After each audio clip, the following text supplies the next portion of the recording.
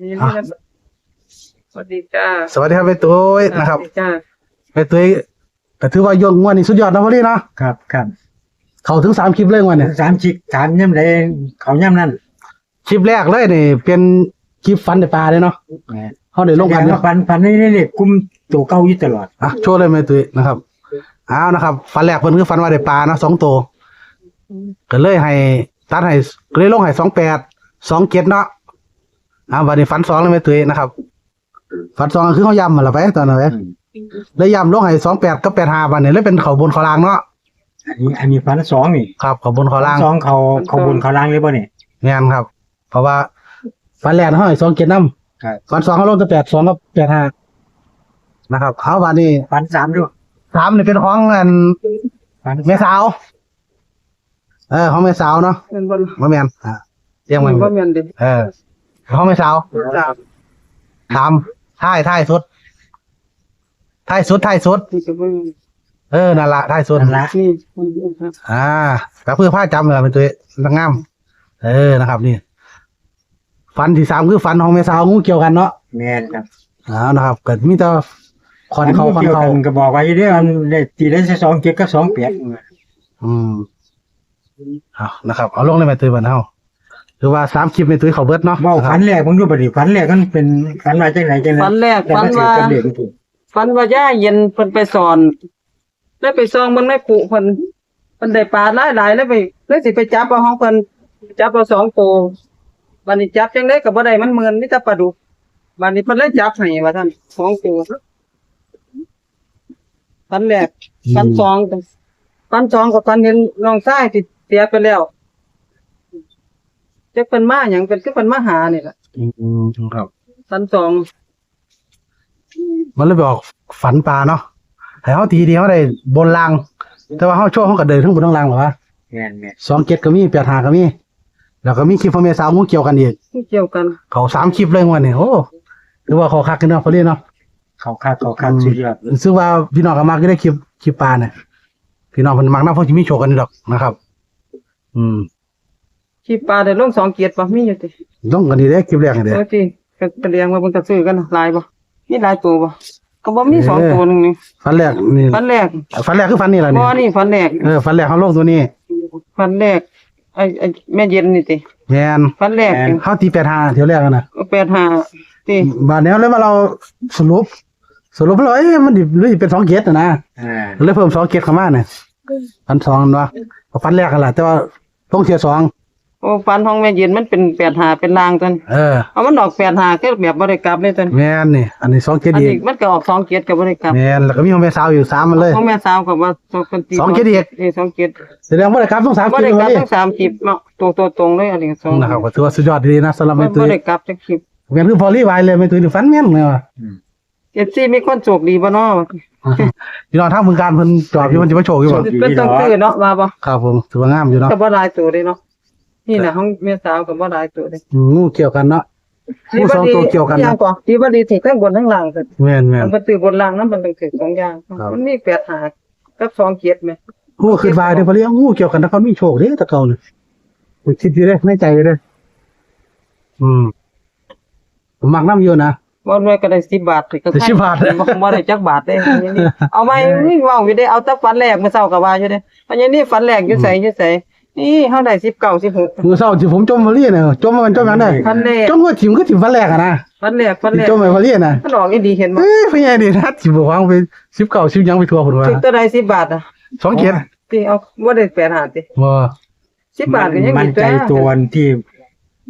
เลขถอดรหัสให้ที่แรก ก็สิได้ทุนอยู่แม่เนาะ มันเป็น 800 มันเป็นใน921มันเลยเป็นมาเป็น2 7ตอนนั้น เฮาก็สู้กันต่อแล้วเนาะของพอลีก็ว่าเขาคือกัน สู้กันต่อกัน อัน ต่อ นี้ก็เข้า8 อีปู 5 ของ อีปูเขาฮู้เนาะ 8อีปูกินบักฮง ผู้กินบักหุ้งกันจังว่าเนาะ พอลีตี8 5เด้อ มันเลยเข้าในหูเด้ ตี หู 8หาอยู่ ยังหัก8หายังนี่ มันลงเขาในหูแสดงว่าเป็นเล ล ข ง ห ใน ลาย หูมันเป็นเลขลางกันบ่อีปูกินบักฮงเราเลยลงในหูเด้ ครับผมก็ถือว่าแม่นถึงครอบครัวเนาะพอลีกับเขาไม่ตื้อเขาก็ตามต่อเด้อพี่น้องนะครับผู้ใดโชคมันก็อย่าลืมแม่ตุ้ยพอลีเนาะนะครับอยากให้ค่าปากกาค่าดินสอค่ากาแฟค่าดื่มกินน้ำใจเฮานี่ล่ะผู้ใดมีโชค อยากสนับสนุนแม่ตุ้ยพอลี่นะครับก็ติดต่อมารวยมาได้เด้อครับเบอร์โทรก็0616737278นะครับเดี๋ยวขึ้นเลขบัญชีให้เนาะขึ้นเลขเบอร์โทรให้นะครับพอลี่มีว่าเบอร์โทรอันแม่ตุ้ยจำบ่ได้ จำไม่ได้ 065 090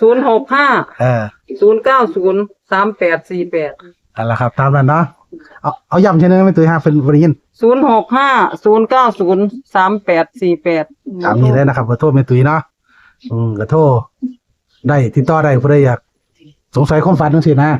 เดี๋ยวก็ฟันให้อีกแม่นๆคือเก่า ค น่ะ รับแม่ตุ้ยนี่เขาบอกแล้วว่าให้จอบดีๆแม่ตุ้ยนี่ ฟันแบบง่ายๆดอกบ่ได้ยากคือหมู่มันเนาะ หน่วยที่ยากคือหมู่แม่ตุ้ยนะครับให้โชคมันก็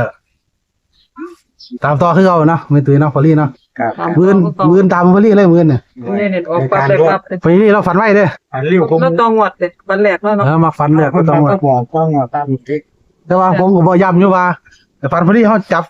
ดีๆว่าซั่นเนาะ วันแรกยาวจิ้มเว้าแล้วบ่อีกว่ามันออกอีกนี่ต้องไงเนาะ ฝันพอลี่มันมักแม่นฝันแรก งวดนั้นก็369ก็บ่เอาเนาะ ครับ ทานบ่ ครับก็สู้กันต่อแล้วพี่น้องนะครับก็ถือว่าเป็นสุดยอดดีๆทั้งเฟืองเมียนะครับเดี๋ยวเฮาตามต่อไก่มือไก่เว้นเดี๋ยวแม่ตุ้ยเนี่ยเพิ่นฝันง่ายๆดอกคนไว้ที่ยากดอกแม่ตุ้ย ฟันน้อยๆพร้อม ฝันให้ดอกให้ที่ง่าย ฟันสั้น ฟันนิดเดียว แต่มีมาคงสุดท้ายก็สิฟันเรียนน้องชายเนาะให้เฮาตัดเลยหน้ามันก็สิถึกอยู่ก็ตัด2 7ได้คือเก่าล่ะมัน2517 1 นะครับมันก็บ่ได้ตัดไปนั่นน่ะเนาะแม่พอลี่เนาะ เอาแต่17 อืม กับอายุ ก็ตามกันต่อแล้วพี่น้องเอ้ยนะครับสู้กันต่อผู้ใดชมมันก็คอมเมนต์เข้ามาเนาะนะครับผู้ใดเห็นคลิปบ่เนาะคลิปแม่ตุ้ยจับปลานั่นคือพลาดเลยสงกรานต์บ่ตะบุ ช่วงนี้พี่น้องเลยเรื่องสงกรานต์เด้อช่วงวันน่ะคลิปก็บ่ค่อยขึ้นคือกันมาได้เพราะว่าช่วง เจ้าฟ้าดิ เขาเล่นสงกรานต์นะครับ เลยบ่ได้เบิ่ง ก็ลุยกันต่อละ ไม่ นะค ได้ รับ จะไปเฮ็ดหยังพวกเล่นล่างสวย กินวันนั้นเต้นนะ ฮะ เฮียหมอแล้วกินบักชิดาเต้น บ่แล้วกินข้าวแล้วไปล้างเอาถ้วยมาใส่กับข้าว ได้เขานะครับสู่ต่อละ ฟันไม่อีกแม่นคือเก่านั่นล่ะ งานลือเขาเนาะก็สมพอลี่ยองกันดอกว่าเป็นตุ้ยแม่นคักก็ได้นะ คันตามซาน้อยในเรื่องฝันกับมันคุณตุ้ยแต่ว่ากันมาตามฝันเลี้ยวน้อยๆกับมัน เอาพอลี่ ปัญญาลี่ พอไงเฮาฝันแล้วพอลี่เนาะตีดีๆเนาะไปซื้อลอตเตอรี่เลย มีโอกาสได้เนาะ ได้แต่มื้อนี้ก็เอาแปด เพราะว่าเฮาต้องการเร็วได้ซื้อลอตเตอรี่เนี่ยเฮาฝันแล้วเฮามาตีซอยกันพี่น้องซี่นะครับไอ้บ่มักหมอเลยตี มีโอกาสตั้งรักก็มู่ฮอนต่อไป บ่มักพอลี่ตีบ่มักหมอเลยตีก็ตีเอาซื้อเอาเนาะ แม่น อันแรกเงินพอลี่ตามมือเด้อนะครับเอาขอบคุณแม่ตุ้ยหลายทีแบ่งปันในทางดีพี่น้องซี่ผู้ใดคิดฮอดแม่ตุ้ยผู้ใดอยากให้กำลังใจแม่ตุ้ยก็ติดต่อมาเด้อนะครับเดี๋ยวขึ้นเบอร์โทรให้นะครับให้โชคให้มานกันผู้ใดร่ำผู้ใดรวยผู้ใด ใส่โชว์เบิ่งไม้ลูกของกัน นี่ถือแล้วเขา30 นะครับก็มีตัวนี้ละ2เกตนะครับ 2เจ็ด ก็มีนี่นะครับ2เกตนี่เพิ่นฝันแรกเพิ่นนะครับ 2785 แล้วก็มีเด็กแม่สาวอีกเด้อนะครับก็ถือว่าสุดยอดเลยนะครับ3คลิป มีทั้งบนทั้งล่างไป เ กระถางก็มีเด้อคลิปหนึง นะครับเบิ่งนะครับเดี๋ยวถ่ายคลิปแรกนะครับ กระถางเป็นเลขล่าง2คลิปน่ะเลขบน สร้างว่า2เกตอีก คือฝันแม่นเลยล่ะ แม่นไอ้บ่มีน้องชายเอาพานี่โอ้ยคักเลยล่ะแต่คลิปแม่สาวเพิ่นเว้าเราคนฟัน เราคนฝัน แม่สาว ให้แม่สาวให้เนาะสาวมาแบ่งปันเนาะ เป็น เอากระโชคกระมานกันพี่น้องขอบคุณหลายๆที่ตามเราชมนะครับ สวัสดีครับ